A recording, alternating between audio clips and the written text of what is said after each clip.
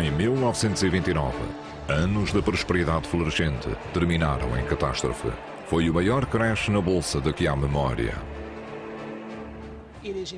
Era impossível subestimar o choque, um atordoante sentimento de descrença. Os que investiam pela primeira vez pediram emprestadas enormes quantias para especular no mercado. O mercado caiu abruptamente. Muitas pessoas foram arrastadas por ele.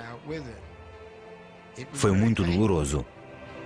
Mais tarde, milhares de bancos faliram. Milhões de pessoas perderam tudo. A pobreza estava à nossa volta.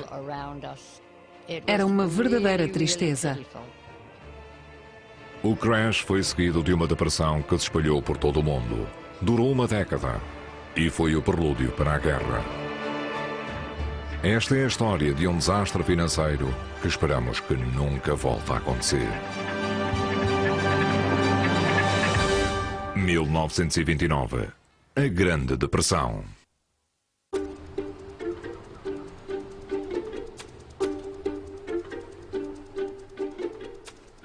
Na quarta-feira, 23 de outubro de 1929, sem aviso, o preço das ações cai a pique na Bolsa de Nova Iorque.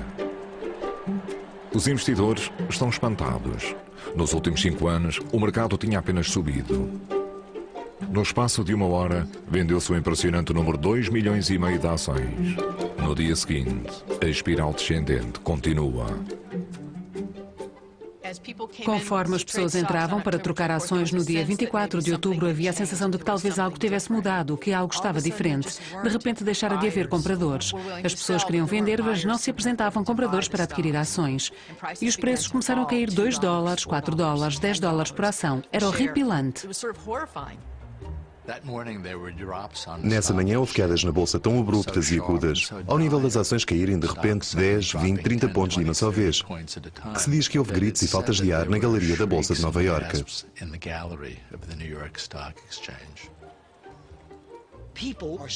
As pessoas estavam atordoadas e aterrorizadas com o que estava a acontecer. Milhares de pessoas começaram a juntar-se fora da bolsa. 10.000 pessoas enchiam as ruas desde a Broadway a East River. As pessoas que queriam saber o que se estava a passar iam até lá. Estas enormes multidões juntavam-se à volta da bolsa, à volta das estátuas e nas escadas, à espera que algum tipo de notícias conforme as pessoas saíam da sala da bolsa. Conseguiam ouvir vozes, conseguiam ouvir os gritos enquanto as pessoas compravam e vendiam, mas não sabiam o que se passava até se reunirem e ficarem lá para saber. Poucos de entre os milhares que esperavam na multidão se davam conta da escala do desastre que estava prestes a desenrolar-se. Nem podiam imaginar que ao longo dos 5 dias seguintes, uma catástrofe financeira iria varrer as fundações da prosperidade americana. Mas para entender o que levou ao crash, precisamos de recuar uma década.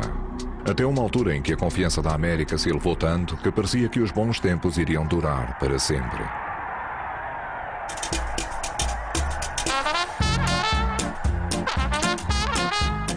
Em 1919, os Estados Unidos tinham emergido vitoriosos da Primeira Guerra Mundial. No ar pairava um sentimento de otimismo. A Inglaterra e os seus aliados europeus estavam financeiramente exauridos pela guerra. Mas a economia americana estava florescente e o mundo dançava ao som da melodia americana. As incertezas tinham terminado. Parecia haver poucas dúvidas sobre aquilo que se ia passar. A América estava a entrar na maior e mais aparatosa pândega da história e iria haver muita coisa para contar sobre isso.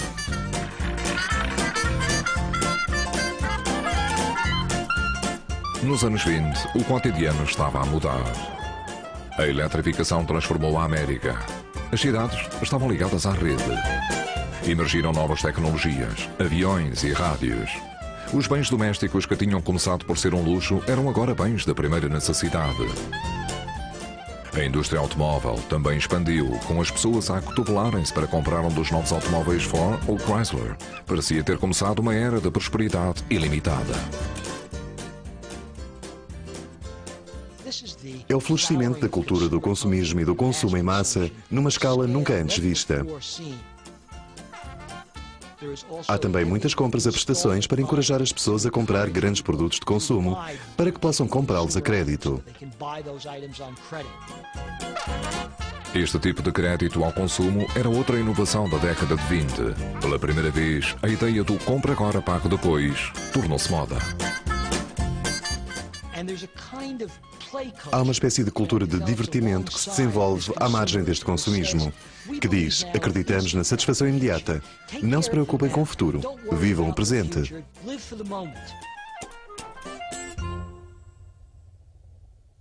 Era toda uma nova ideologia de estarmos numa nova era económica, a de que todos os americanos que se prezassem tinham o direito de ser ricos.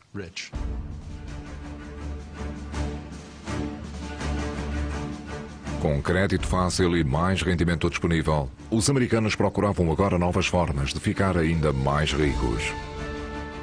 Desde a Primeira Guerra Mundial, o governo americano tinha vendido obrigações do Tesouro, conhecidas como títulos de liberdade, para pagar a guerra. Esta era uma forma de pedir dinheiro emprestado ao povo, que em troca receberia pagamentos com juros sobre o valor do título. Celebridades como Charlie Chaplin e Douglas Fairbanks tinham sido recrutadas para os promover em enormes comícios. Os títulos de liberdade fizeram com que muitas pessoas se tornassem investidores em títulos de crédito pela primeira vez. Pela primeira vez nas suas vidas tinham pagamentos de juros a cada 6 meses. E a segurança era algo que podiam trocar nos mercados, pelo que podiam olhar para os jornais e ver qual era o preço do título naquele dia. Os títulos de liberdade criaram uma cultura de investimento. A maior parte das pessoas nunca tinha adquirido títulos de crédito e fez com que as pessoas vulgares se habituassem a comprar esses títulos. Agora havia outro grupo de pessoas que pensava que podia tirar vantagem desta nova cultura de investimento. Os banqueiros do Wall Street. Durante anos, Wall Street, o centro das finanças americanas, fora formado por um pequeno grupo de elite de banqueiros que faziam negócios entre si numa sociedade fechada ao público em geral. Mas um homem viu uma oportunidade que iria mudar o rosto do mundo financeiro. Charles Mitchell, presidente do National City Bank, identificou uma lacuna lucrativa no mercado. Mitchell viu que os investidores tinham adquirido muitas obrigações do governo durante a Primeira Guerra Mundial. Por isso, dizia que agora, que se tinha um público investidor, tudo o que era preciso fazer era comercializar outros produtos com títulos corporativos, ações vulgares, e dizer às pessoas que eram investimentos respeitáveis. Mitchell era um vendedor nato com uma grande ambição. Se as pessoas estavam dispostas a comprar títulos para aumentar o capital do governo, com certeza poderiam ser tentadas a comprar ações para aumentar o capital de empresas privadas registradas na Bolsa de Valores de Nova York. E podiam ter lucro nesse processo. Gradualmente, as pessoas que nunca tinham sonhado em investir em ações estavam a fazê-lo. E as ações perderam muito o seu estigma. Historicamente, as ações tinham sido consideradas demasiado arriscadas para o comum dos mortais, enquanto que em 1920 havia um sentimento que investir em ações era, na verdade, não só seguro, como sólido e respeitável.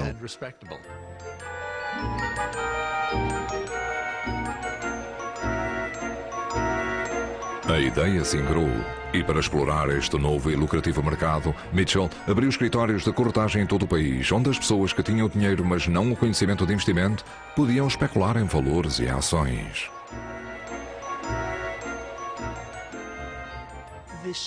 Este frenesi especulativo aliciou todo o tipo de pessoas, não apenas os profissionais. Pessoas vulgares estavam também a participar em números sem precedentes por todo o país, e não apenas em Nova York, mas noutras cidades em pequenas localidades. Por toda a América, as pessoas estavam apaixonadas pela Bolsa de Valores.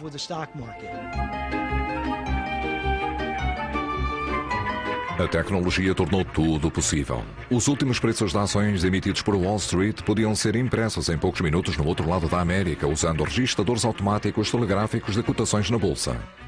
Podíamos encontrar um registrador automático de cotações em clubes noturnos, em estações de comboios, em salões de beleza, em navios paquetes. O mercado era penetrante, tornou-se uma parte infiltrante da cultura americana de 1920. Como durmo, sonho e falo em ações. A única maneira em que acredito para fazer dinheiro é entusiasmante. Adoro os 17 mil dólares de lucro, num capital de 3.500 dólares. Nada mal. Havia especulações loucas em todo o tipo de valores, principalmente em ações de companhias de cinema e aeronáuticas, e todas as ações de empresas de automóveis. Uma das ações quentes dos anos de 1920 era da Corporação Radiofónica da América. Era um sucesso como o Google de hoje em dia. Era tecnologia de ponta. Tinham a ideia de poder colocar rádios nos carros. Imaginem só. Penso que o público investidor americano começou a ligar os produtos que usava, oriundos da América corporativa, à noção de que podiam ser detentores de uma ação da empresa que fazia os produtos de que gostavam.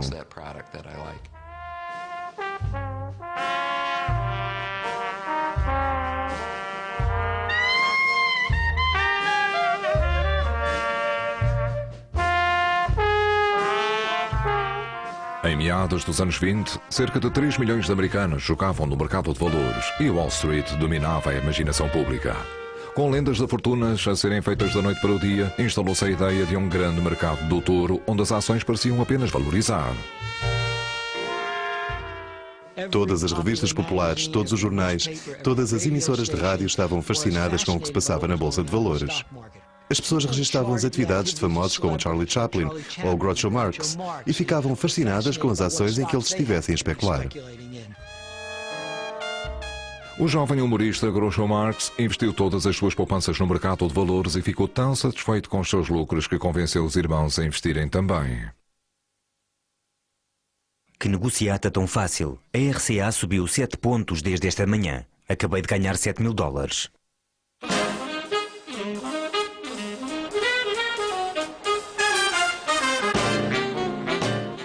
Mas não eram apenas os famosos a tornar-se especuladores. Os grandes especuladores de Wall Street estavam eles próprios a tornar-se celebridades. Eram vistos como criativos, empreendedores e produtores de riqueza para a América. Joseph Kennedy, pai do futuro presidente Kennedy, era um dos que faziam parte desta nova raça de superestrelas da perspicácia financeira. As pessoas estavam fascinadas porque alguns destes homens, como Joseph Kennedy, eram tipos vulgares, eram homens desconhecidos e a sua rápida ascensão no mercado era uma espécie de inspiração para gente comum, que sentia que um dia poderia ser a sua vez. Circulavam histórias de que toda a gente, desde paquetes a barbeiros, podia ganhar muito dinheiro no mercado de valores. Um engraxador instalado na Wall Street, Pat Bologna, foi um desses inspirados pelas histórias da pobreza à riqueza. Todos iam fazer fortuna. Se vivêssemos em Nova Iorque, a Bolsa de Valores era rainha. O meu pai devia ter cerca de 17 ou 18 anos. Engraxava diariamente os sapatos dos grandes homens da América. Pessoas como Joseph Kennedy, executivos como Mitchell. Conversava com eles e tornou-se como que um especialista em coisas como a Reserva Federal e coisas que não se pensaria que um engraxador pudesse dominar. Mas ele falava através das grandes mentes do Wall Street todos os dias, durante todo o dia. Por isso meu pai começou a investir na Bolsa de Valores. Para dizer a verdade, aprendi a ler lendo as páginas das ações, porque era isso que o meu pai fazia. Crescemos com um mercado de valores. Havia o mercado de valores ao pequeno almoço e havia o mercado de valores ao jantar, quando ele chegava a casa. A Bolsa de Valores era o mundo. Comecei em 1928, porque à semelhança de muitos jovens, eu queria ir para o lugar onde toda a gente estava a ganhar todo aquele dinheiro. O meu primeiro emprego foi ser mensageiro no andar dos câmbios. Só demorei uma semana ou duas a descobrir que as pessoas são gananciosas a maior parte do tempo.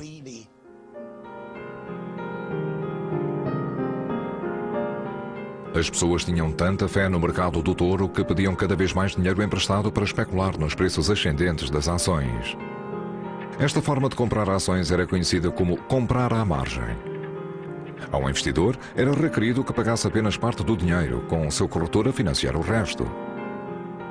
A cultura do compra agora, pague depois tinha chegado à Bolsa de Valores. Comprar ações à margem significa essencialmente estar a comprá-las com dinheiro emprestado.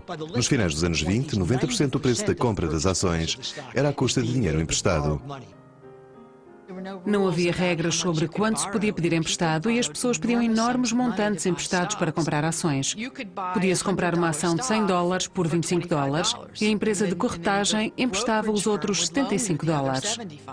E se as ações subissem, e no final dos anos 20 pareciam subir sempre mais, então os $25 transformavam-se num investimento que valia $200 ou $300. Assim, emprestar dinheiro para a Bolsa de Valores tornou-se uma grande parte da economia americana. Na verdade, nos finais dos anos 20, quase 40 cêntimos de cada dólar emprestado foram para a compra de ações. Este enorme fluxo de dinheiro emprestado a entrar no mercado de valores criou maior procura de ações, elevando ainda mais os preços. Em 1928, a bolsa subiu quase 50% em apenas 12 meses. E conforme as ações continuavam a subir, mais e mais investidores pediam dinheiro emprestado para ter acesso a uma fatia do bolo. Um desses foi o engraxador Pat Bologna. O meu pai não tinha muito dinheiro na bolsa. Disse-me naquela altura que tinha cerca de $6.000 em dinheiro. Mas lembre-se que $6.000 em dinheiro traduzia-se em muitas ações, porque naqueles anos só era preciso pagar 10% à margem. Por isso, com 6.000 era possível ter ações no valor de 60.000.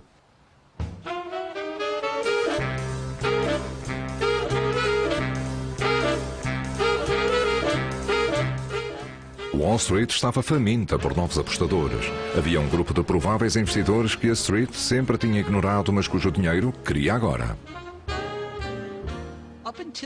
Até a década de 1920, as mulheres tinham tido um papel muito pequeno na Bolsa de Valores. Em parte, era apenas por preconceito de género. Eram consideradas incapazes de ter o sangue frio necessário para especular no mercado. Mas nos anos 20, parte da popularização da Bolsa incluía grande quantidade de mulheres.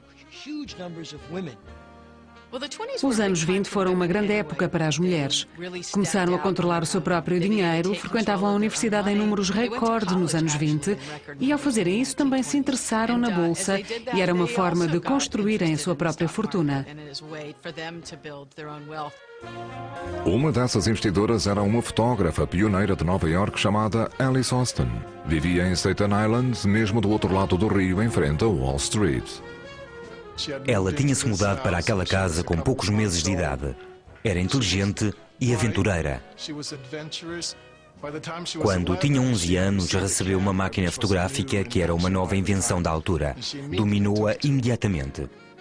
Ao longo dos anos fez cerca de 8.000 negativos, tornando-se uma das primeiras e mais prolíferas fotógrafas americanas. A herança que Alice recebeu do avô garantiu um estilo de vida confortável, mas estava diminuída nos anos 20 e ela ficou tentada pela promessa de Wall Street de lucros rápidos. Alice Austin descobre que está a ficar sem dinheiro e a questão agora era o que fazer.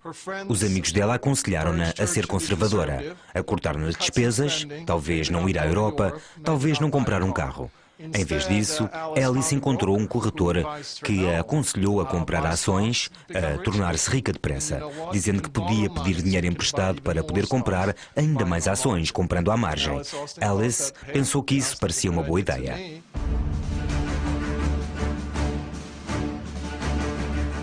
Através do mercado florescente da década de 20, o Partido Republicano manteve-se no poder na retaguarda da crescente prosperidade da América. Calvin Coolidge tornou-se presidente em 1923. Ele próprio, um investidor, esteve notavelmente silencioso na mania especulativa de Wall Street. Calvin Coolidge tipifica o tipo de demónio do deixa andar e da imprudência da década de 1920. Ele ficou famoso por dizer que o negócio da América é um negócio. Foi um período próspero. O negócio estava a fazer dinheiro. O Wall Street estava a fazer dinheiro. Penso que os políticos disseram apenas que tudo estava bem e a economia estava a crescer. O mercado trata bem das coisas e o trabalho do governo é sair da frente.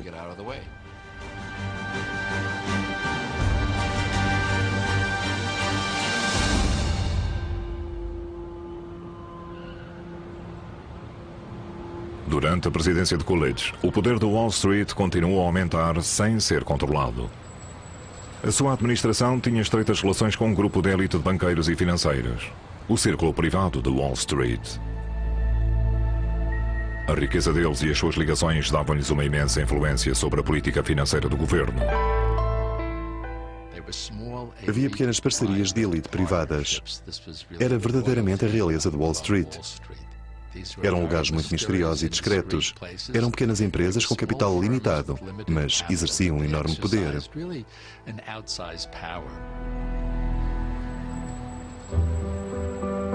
A mais prestigiada destas empresas de elite era o banco JP Morgan. Estrategicamente situado diretamente em frente da Bolsa de Valores, teria um papel fundamental nos eventos que se iriam desenrolar. Enquanto o sócio principal do JP Morgan, Thomas Lamont era o homem mais poderoso de Wall Street. A sua influência estendia-se bem para além de Nova York.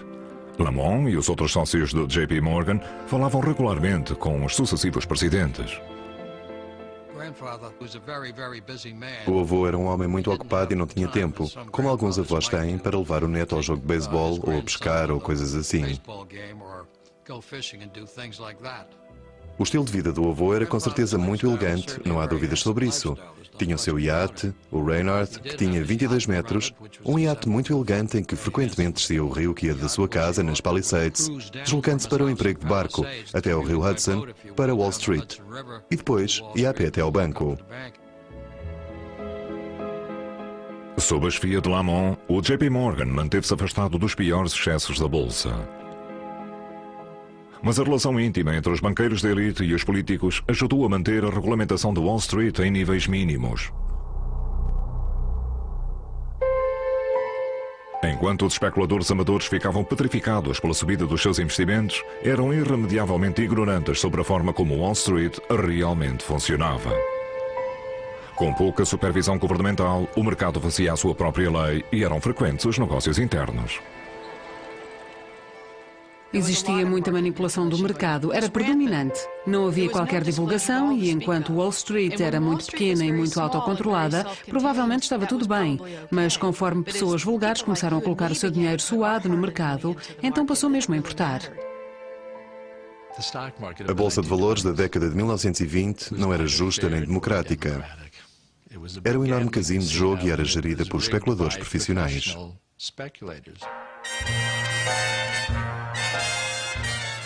À medida que investidores mais pequenos jogavam com as poupanças de toda uma vida, não conseguiram ver que as probabilidades estavam contra si. Homens como Joseph Kennedy não tinham feito fortuna apenas por escolherem as ações certas. A verdade é que estavam a lucrar à custa da ingenuidade dos crédulos recém-chegados. Um punhado de especuladores espertos juntava-se e de forma coordenada começava, discreta mas inflexivelmente, a comprar as ações de dado indivíduo. O que eles faziam era promover determinada ação para subir, fazer elevar o preço da ação e depois largá-la no mercado para ficar com os lucros, enquanto o investidor médio nessas ações ficava com as perdas. Mesmo algumas das casas de elite em investimentos de Wall Street estavam envolvidas neste tipo de manipulação do mercado.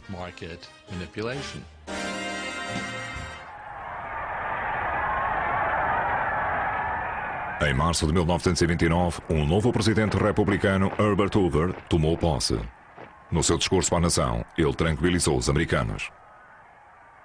Alcançamos um nível mais alto de conforto e segurança do que alguma vez existiu na história do mundo. Mas nos bastidores, ele era menos confiante. Hoover, na verdade, está cético sobre aquilo que se passa em Wall Street e na economia em geral. Mas não tem a coragem política das suas convicções e assim, quando se torna presidente, nada faz para refrear este louco fervor especulativo. Nada faz para encorajar a Reserva Federal ou o Tesouro a dominar a especulação à margem na Bolsa de Valores.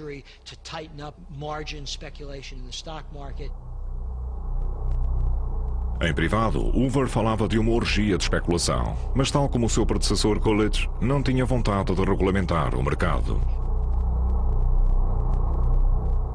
No entanto, Hoover não estava só nos seus medos de que a bolha da Bolsa de Valores pudesse estar prestes a arrebentar. Dias após o seu discurso de investidura, um banqueiro proeminente e muito respeitado, Paul Warburg, rompeu fileiras com a aristocracia de Wall Street e emitiu um fraco aviso. Se permitimos que orgias de especulação desenfreada se espalhem demasiado, o derradeiro colapso trará com certeza uma depressão geral envolvendo todo o país. O meu bisavô emitiu um aviso em março de 1929. Usou factualmente a palavra depressão e foi silenciado. Penso que foi menosprezado. Era o bobo da festa. Não, está tudo bem. Toda a gente está a ganhar dinheiro e a divertir-se na festa. Então, quando há um bom mercado de alta, a pessoa que diz que pode estar a ser sobrevalorizado, é melhor ter cuidado. Ela está como que destituída.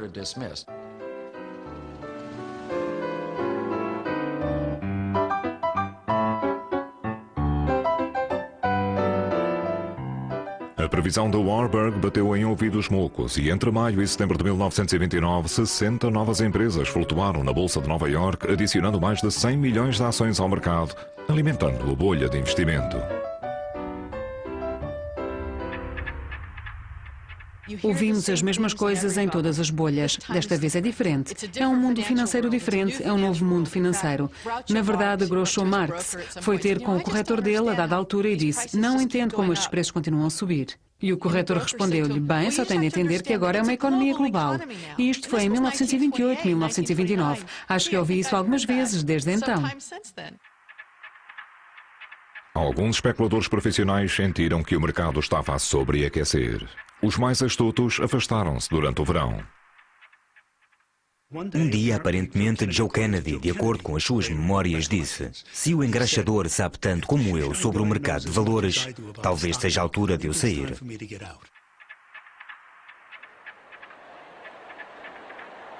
Em setembro, o mercado tornou-se cada vez mais volátil. As portas fechadas, o desconforto do presidente Hoover aumentava. Herbert Hoover continuara a questionar os seus amigos de Wall Street, perguntando se deveria ficar preocupado, e recebeu um memorando de Thomas W. Lamont, que era sócio principal da JP Morgan e companhia. O avô disse naquela carta que o mercado iria corrigir-se a si próprio e que não parecia haver necessidade de qualquer tipo de intervenção do governo no mercado. Lamont tranquilizou Hoover, dizendo que não havia qualquer motivo de preocupação. E o memorando terminava com a frase: "O futuro parece brilhante."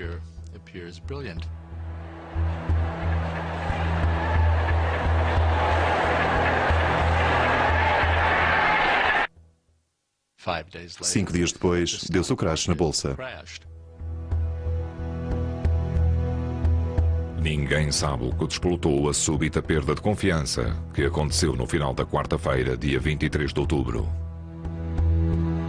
Sem aviso, uma quebra abrupta nas ações de automóveis provocou uma frenética transação de última hora. Milhões de ações foram subitamente vendidas. No dia seguinte, começava o grande crash de 1929.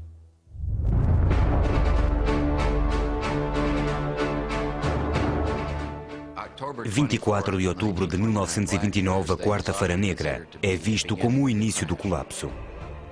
Havia realmente uma queda tremenda, o que assustou muita gente. É impossível subestimar o choque. Um sentimento de incredulidade atordoante. As pessoas entraram em pânico enquanto o mercado cai cada vez mais.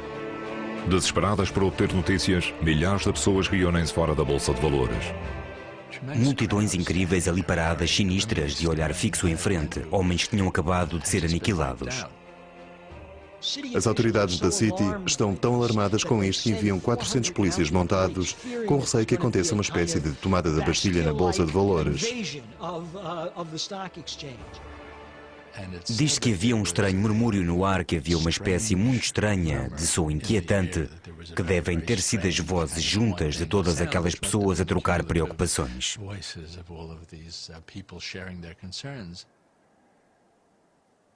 A reação popular era de que uma coisa daquelas não podia estar a acontecer.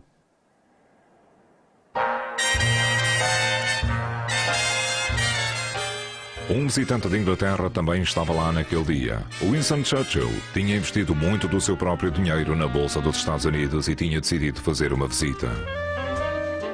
Por acaso estava a descer a Wall Street no pior momento do pânico e um estranho que me reconheceu convidou-me a entrar para a galeria da Bolsa de Valores. Esperava ver um pandemónio, mas o espetáculo que encontrei era de surpreendente calma e disciplina. Os 1.200 membros da Bolsa de Valores estavam a andar para trás e para a frente como uma imagem em câmara lenta de um formigueiro agitado, oferecendo uns aos outros enormes blocos de títulos a 1/3 do seu antigo valor. Churchill estava prestes a perder uma fortuna no crash desse dia. Lá fora, as multidões continuavam à espera de notícias. Rumores alimentavam o pânico crescente. Depois do crash começar, a verdadeira questão passa a ser a da confiança. Já não importa se determinada ação é solvente, se representa um bom ou mau negócio. Quando se perde toda a confiança na economia e no sistema financeiro, o bom e o mau morrem juntos. Por isso, a elite de investimentos está a sofrer muito para tentar restaurar essa confiança, para convencer as pessoas de que a economia e a bolsa de valores estão sólidos. Os banqueiros sabiam que tinham de fazer alguma coisa para evitar uma falência financeira total. Um jornalista do Times viu o desenrolar dos acontecimentos. A multidão aumentava e tornava-se mais ruidosa. E então havia um turbilhão no meio dela, e um homem em mangas de camisa abria caminho na rua em direção aos escritórios de Morgan. Era Charles E. Mitchell, presidente do National City Bank. Ele abria caminho para os escritórios da casa de Morgan. E pouco depois, soubemos ao que ele ia. Charles Mitchell tinha sido convocado para uma reunião nos escritórios de JP Morgan. Em torno da mesa estavam 4 outros banqueiros de topo, incluindo Richard Whitney, vice-presidente do New York Stock Exchange. Estes eram alguns dos homens de negócios mais ricos da América, representando cerca de 6 mil milhões de dólares em bens. O presidente do conselho era Thomas Lamont. Acho que foi um grande choque para o avô. Ele nunca calculara que o grande crash que aconteceu iria acontecer. O meu avô convocou uma reunião no seu escritório em Wall Street 23 com alguns dos banqueiros mais importantes da cidade para tentarem pensar no que poderiam fazer para apoiar a bolsa que se estava a afundar. Pensaram num plano que seria fazer um fundo de 250 milhões de dólares. Esse fundo seria usado para apoiar uma lista-chave de ações. À hora do almoço, Richard Whitney atravessou a rua de volta à bolsa. Com uma enorme injeção de dinheiro dos banqueiros, Whitney esperava conseguir pôr o mercado de novo a mexer. Whitney foi à secretária onde a US Steel estava a ser vendida e comprou 25 mil ações da US Steel a um preço bem mais elevado do que aquele a que estavam a ser vendidas. Depois, dirigiu-se a outra secretária e fez uma compra similar. A ideia era restaurar a confiança de toda a gente no mercado. Outros grandes titãs financeiros da época, incluindo John D. Rockefeller, fizeram compras similares, esperando que esse ato simbólico virasse a maré.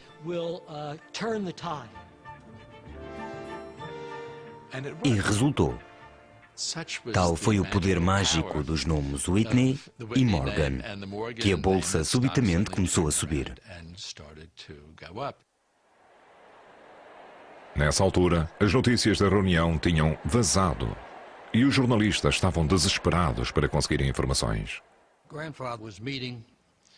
O meu avô ia encontrar-se com um grupo de repórteres que estavam reunidos em Wall Street, junto ao escritório do seu banco. O seu estilo era permanecer sempre calmo e nunca dizer nada que pudesse corroer a confiança das pessoas na bolsa. O Sr. Lamont, de cabelos grisalhos, recebeu-nos de uma forma tão tranquilizadora. Era como o homem que vai ao palco de um teatro em chamas e convence todos a permanecerem calmos porque não há razão para alarme.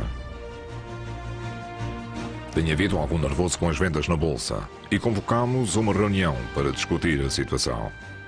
Verificámos que não há corretoras em dificuldades e as margens estão a ser mantidas satisfatoriamente.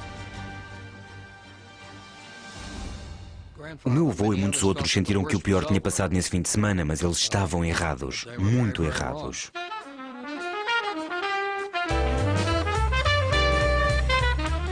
Ao longo do fim de semana, a intervenção dos banqueiros parecia ter resultado. Os negócios na bolsa na sexta e no sábado foram calmos e sem incidentes. O presidente Hoover também tentou acalmar os ânimos repetindo as palavras que tinham sido usadas muitas vezes durante outros crashes na bolsa.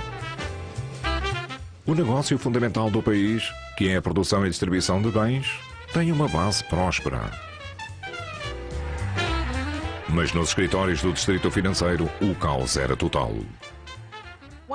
Uma das coisas de que nos esquecemos era de quão primitiva era a tecnologia. Por isso, muitas ações negociadas em 24 de outubro demoraram 4 horas a ser registadas depois do mercado ter fechado. Os registradores de cotações estavam atolados, com horas de atraso em relação às transações e deixaram de ser úteis.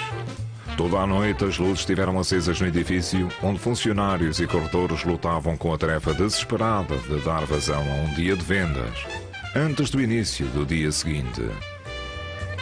Eles desfaleciam sentados à secretária e deitavam-se no chão de mármore dos bancos onde dormiam.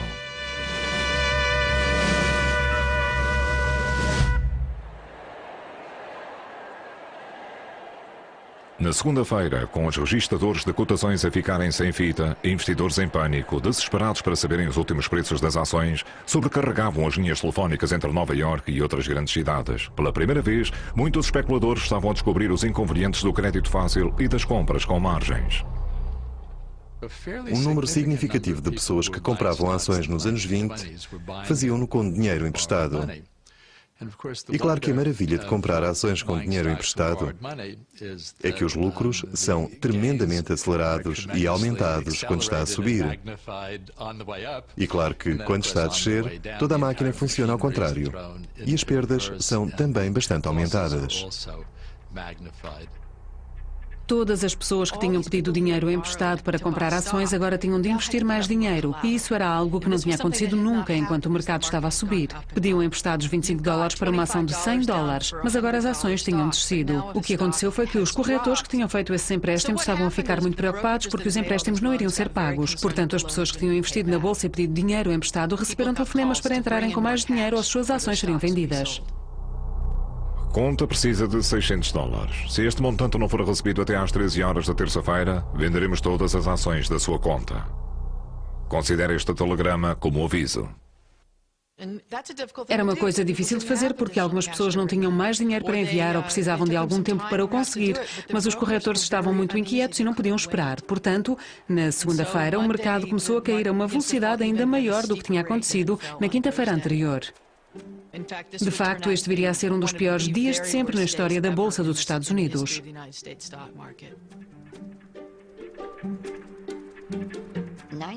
Em 1929, quando houve o crash na Bolsa, eu era muito jovem. Tinha apenas 7 anos. No entanto, recordo-me claramente de algumas partes desse dia. Não tínhamos muitos meios de comunicação e quando acontecia alguma coisa extraordinária, os jornais emitiam um extra, assim se chamava, por 2 cêntimos. Os rapazinhos com os seus bonés vinham a correr pelas ruas a gritar: "Extra, extra, leiam tudo!" Invariavelmente alguém descia e comprava um extra por 2 cêntimos e assim sabíamos o que acontecera. Foi dessa maneira que soubemos do crash da Bolsa. Na época, Vera estava com uma amiga da família e recebeu a notícia de que a tia da amiga tinha perdido tudo. A senhora estava a chorar em silêncio, a contorcer as mãos e a andar de uma sala para a outra. É essa a minha recordação desse dia.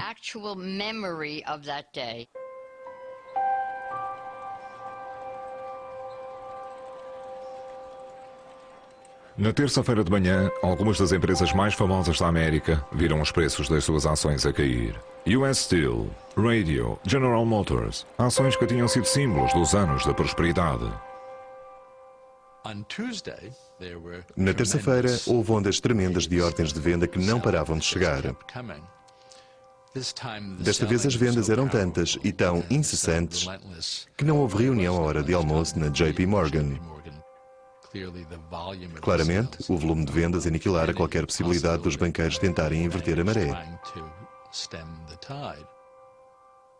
Ao fim do dia de terça-feira, todas as ações americanas valiam cerca de menos 22% do que quando o mercado abrira na manhã de segunda-feira.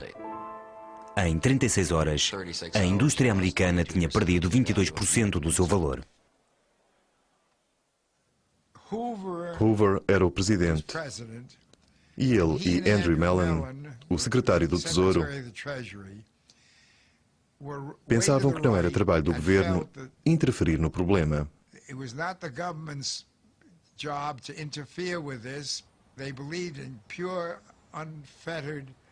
Eles acreditavam no capitalismo puro e livre. Por isso, fizeram pouco ou nada para aliviar o crash. Diziam que ele se resolvia por si mesmo. O mercado caiu abruptamente e muita gente foi arrastada com ele. Foi muito doloroso. Quase toda a gente perdeu dinheiro, tal como aconteceria se fosse hoje.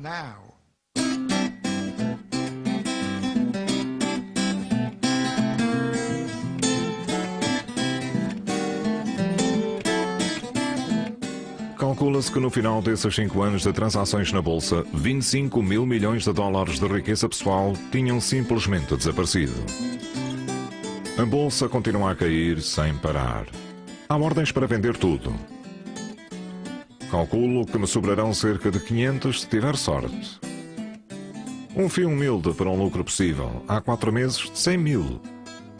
Pelo menos, digo a mim mesmo que perdi tudo no maior pânico da história. Tive muita sorte.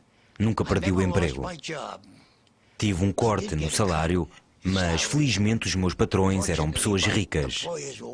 Quando me disseram que iam reduzir o salário, perguntaram-me: "Por que está a rir?" E eu respondi: "Pensei que iam despedir-me."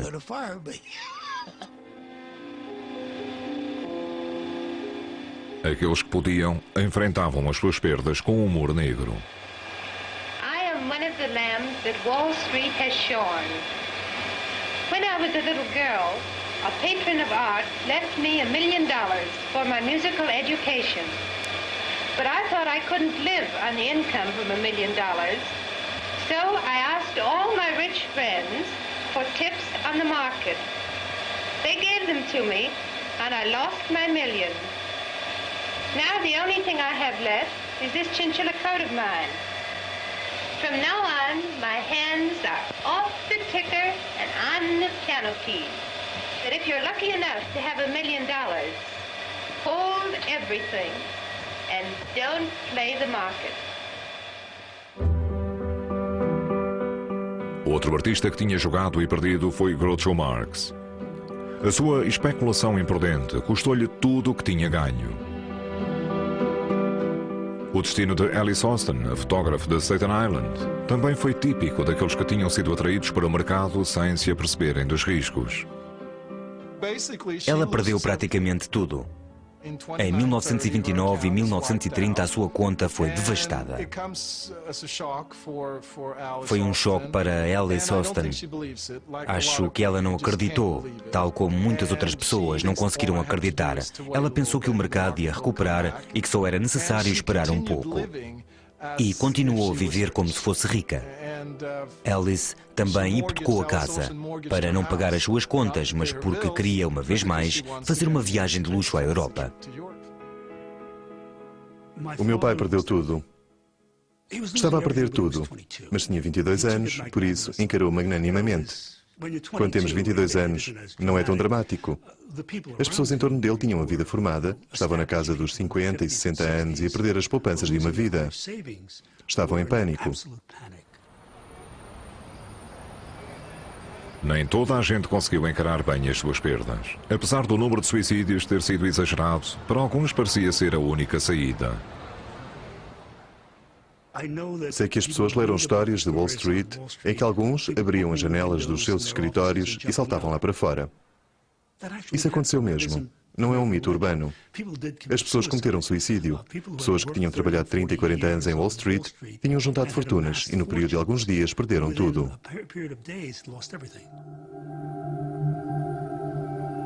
Lamento não ter sido capaz de devolver os 2 livros até agora, mas as condições no distrito financeiro foram tais que nos mantiveram a trabalhar.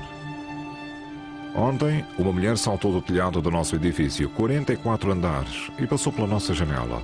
Viu o corpo dela caído na rua. E a visão foi tão pungente que fiquei doente.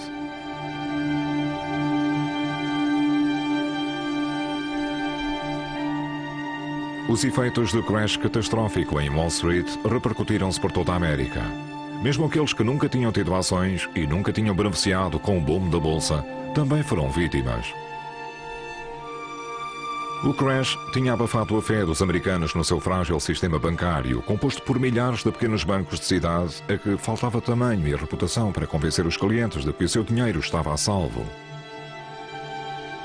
À medida que a confiança na economia se afundava cada vez mais, começou o efeito dominó. Em 1931, mais de 2.000 bancos faliram. Depois do crash, os bancos fecharam. Penso que isso nos afetou mais seriamente a nós, pessoas como eu. Muita gente tinha dinheiro no banco, pouco dinheiro, umas centenas de dólares, talvez 1000. Na época não havia infraestruturas, não havia um seguro para garantir os depósitos das pessoas, não havia maneira de apoiar os bancos, por isso, se o banco tinha feito escolhas erradas, nós, como depositantes, pagámos por isso. Quando íamos usar o nosso dinheiro, ele não estava lá e ouvia-se dizer que o banco ao fundo da rua não era bom e que havia outro melhor. As pessoas corriam a levantar o dinheiro e tornou-se um ciclo vicioso terrível. Cerca de 3.000 bancos fecharam nos 2 anos seguintes. E todo o sistema financeiro parecia não só instável, mas inútil. Depois disso, quando as pessoas poupavam dinheiro, não o colocavam no banco e sim debaixo do colchão.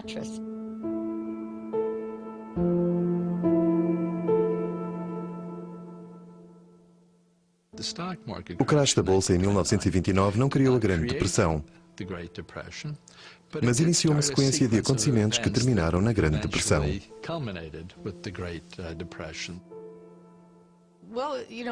Algumas destas coisas vão parecer familiares, mas os bancos emprestavam dinheiro para a Bolsa, as empresas emprestavam dinheiro, as corretoras emprestavam dinheiro e quando os preços caíram, todo esse dinheiro desapareceu. Quase imediatamente, as empresas começaram a sentir o problema de não terem capital, de terem perdido dinheiro e começaram a dispensar pessoal e a encerrar a produção. Havia bancas rotas em massa, havia uma crise de liquidez exatamente do mesmo tipo que temos atualmente. Todos os tipos de negócios não conseguiam empréstimos para se conservar à tona, mesmo que esses negócios tivessem capacidade para pagar as suas dívidas. Não conseguiam crédito comercial a curto prazo para pagar aos trabalhadores, para comprar material e pagar aos fornecedores. Então começaram a abrir falência, e à medida que isso acontecia, dispensavam pessoal, e a oferta de emprego era cada vez menor. E isso provocou danos traumáticos em toda a sociedade, tão traumáticos que só há lembrança de um momento assim tão trágico na história americana, na Guerra Civil.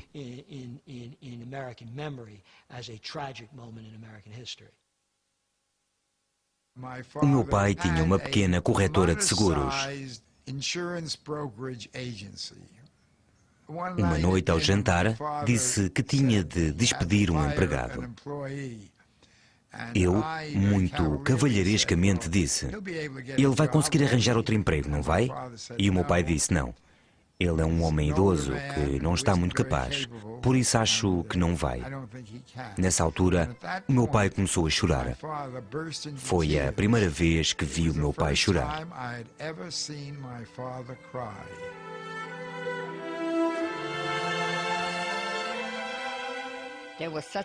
Houve uma mudança tão grande nas nossas vidas e nas de todos à nossa volta depois do crash.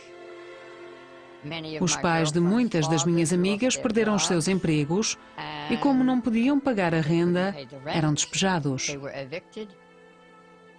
A pobreza estava mesmo à nossa volta.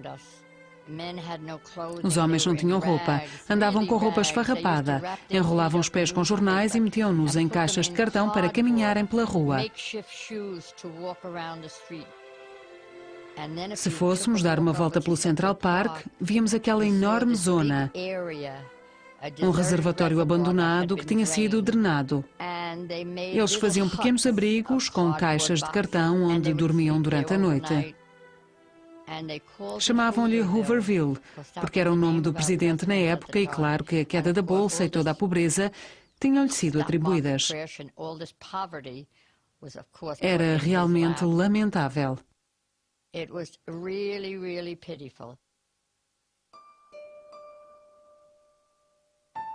Tal como muitos outros, a fotógrafa Alice Austin lutava para manter os pagamentos da hipoteca à medida que a Grande Depressão dominava.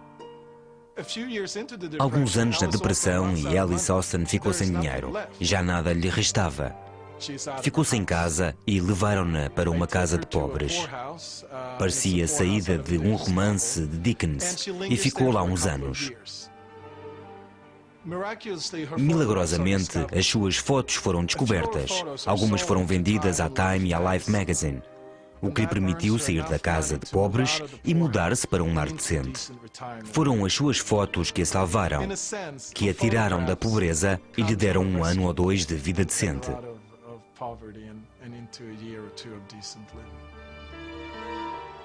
Paul Warburg, que tinha previsto o crash e a depressão com tanta precisão, salvou o banco que geria do desastre, saindo da bolsa a tempo. Mas foi uma consolação pequena para ele. O meu bisavô provavelmente nunca recuperou o seu equilíbrio pessoal depois do crash. Ser chamado Cassandra de Wall Street deve ter sido muito doloroso para ele. Todos nos recordamos de Cassandra. Ela não só via o futuro, estava também destinada a não ser levada a sério. Acho que isso fez com que ele entrasse na sua própria depressão. Não sei se alguma vez terá dito, bem vos avisei. Acho que sentiu que era mesmo trágico. A depressão a nível mundial podia ter sido evitada ou pelo menos adiada. Não precisava de ter sido tão violenta e acho que isso provavelmente conduziu à sua morte prematura. Quando ele morreu, era o último ano da presidência de Hoover e não havia fim à vista.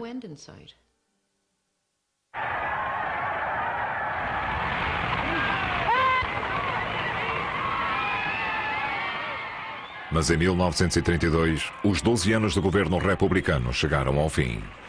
I, Franklin Delano Roosevelt, do solemnly swear that I will faithfully execute the office of President of the United States. O democrata Franklin Roosevelt foi eleito presidente com uma vitória esmagadora.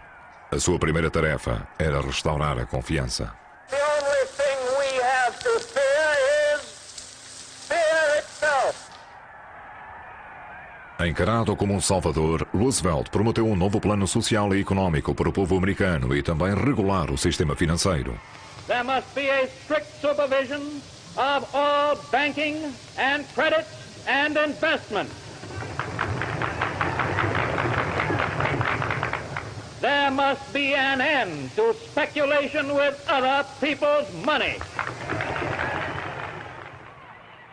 O novo presidente agiu rapidamente. Garantiu os depósitos bancários e introduziu leis que forçavam os banqueiros a operar sob estrita supervisão governamental.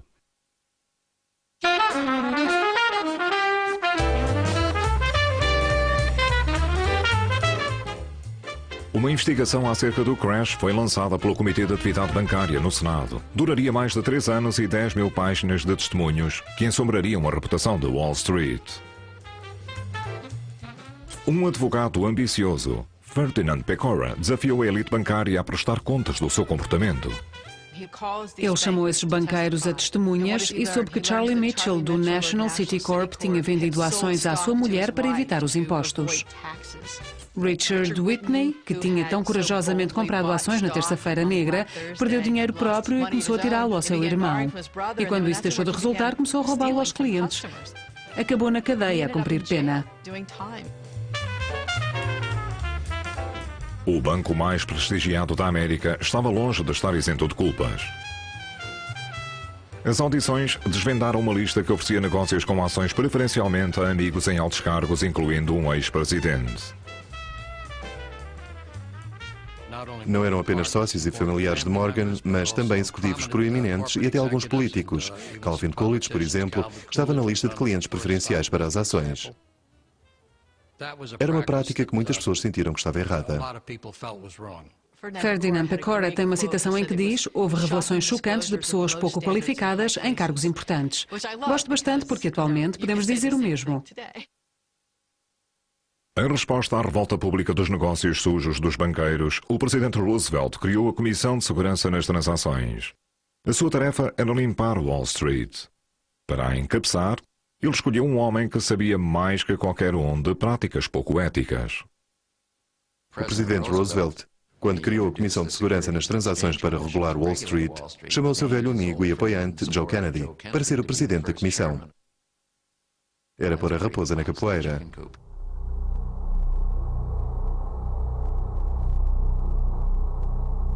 Apesar de Roosevelt ter restaurado a confiança no sistema bancário, a Grande Depressão manter-se até ao deflagrar da Segunda Guerra Mundial. Então, tal como agora, a economia globalizada significava que o crash e a depressão subsequente se espalharam por todo o mundo. Na Grã-Bretanha houve uma quebra na produção e milhões perderam os seus empregos. A Alemanha, ainda a sofrer a derrota na Primeira Guerra Mundial, foi atingida ainda com mais violência. Tantas pessoas viram as suas economias destruídas durante a Grande Depressão que isso criou em muitos países o desejo de um governo autoritário que os salvasse, que salvasse a economia. Sem dúvida que o crash e a depressão fortaleceram movimentos anticapitalismo. Os comunistas dominaram a Rússia e lá havia muitos movimentos fascistas em ascensão. Mussolini já estava no poder na Itália e a base política de Hitler estava a crescer na Alemanha. Quando o capitalismo de mercado livre americano sofreu o seu crash de Wall Street seguido de uma depressão, apenas fortaleceu aqueles que queriam dizer que havia um caminho melhor. Enquanto o comunismo e o fascismo prosperavam, muitas nações colocaram barreiras para impedir o comércio livre e voltaram-se para dentro, numa tentativa para salvar as suas economias. O nacionalismo económico conduziu a guerras comerciais e, mais tarde, à Guerra Mundial.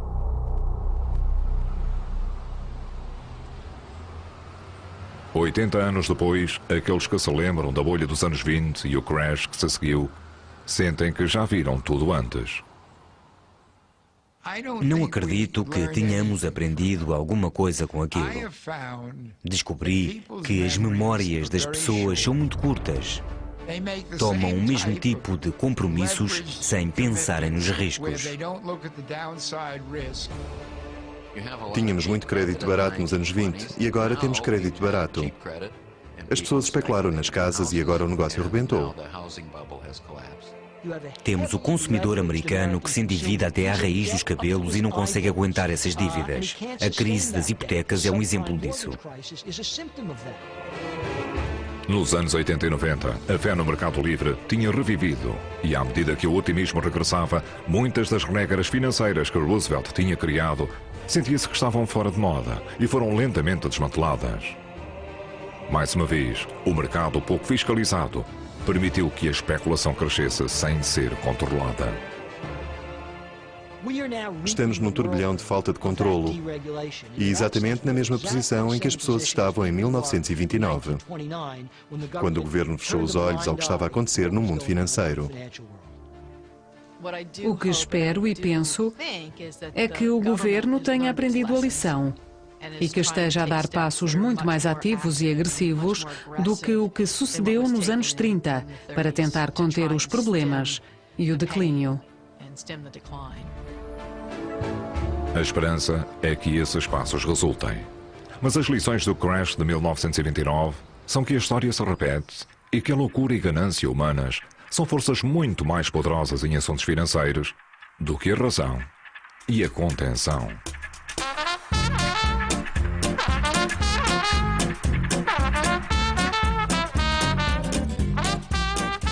Versão portuguesa, Pátio das Cantigas.